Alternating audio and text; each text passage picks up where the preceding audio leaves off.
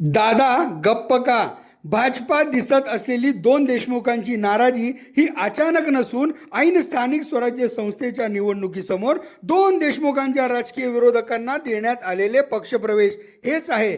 आणि पैकी शहर मध्यचे आमदार असलेले देवेंद्र दादा यांनी शहर उत्तर आणि दक्षिण या दोन्ही विधानसभा क्षेत्रातील प्रभागांमध्ये आपल्या स्वकीयांचे भाजपा स्थान निर्माण केल्याने हा वाद अधिक पेटल्याचे दिसत आहे.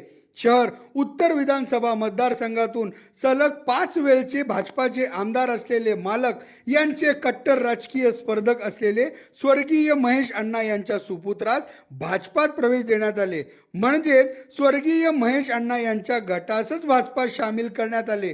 तर दुसरीकडे राष्ट्रवादी काँग्रेसच्या 2 नगरसेवकांना जो रात्रीच एका हॉटेलमध्ये पक्षप्रवेश झाला त्यावेळी देवेंद्र कोटेंचे बंधू प्रथमेश कोटे आणि भाऊजी विनायक कोंड्याल यांची उपस्थिती अनेक अर्थ सूचित करणारी ठरते. म्हणजेच एकीकडे प्रथमेश कोटे यांच्या रूपात स्वर्गीय महेश अण्णांच्या गटाला पक्षप्रवेश देत शहर उत्तरमध्ये विजयकुमार देशमुख आणि त्यांच्या कार्यकर्त्यांसमोर थेट राजकीय आव्हान उभे राहिले, तर 2 नगरसेवकांच्या भाजपा प्रवेशाने बापूंचे गणित बिघडले. तरी तुलनेने भाजपात नौके असलेल्या दादांनी गप्प राहून एकाच दगडात 2 पक्षी मारण्याचा तर राजकीय डाव साधला नाही ना, हा सवाल उपस्थित केला जात आहे.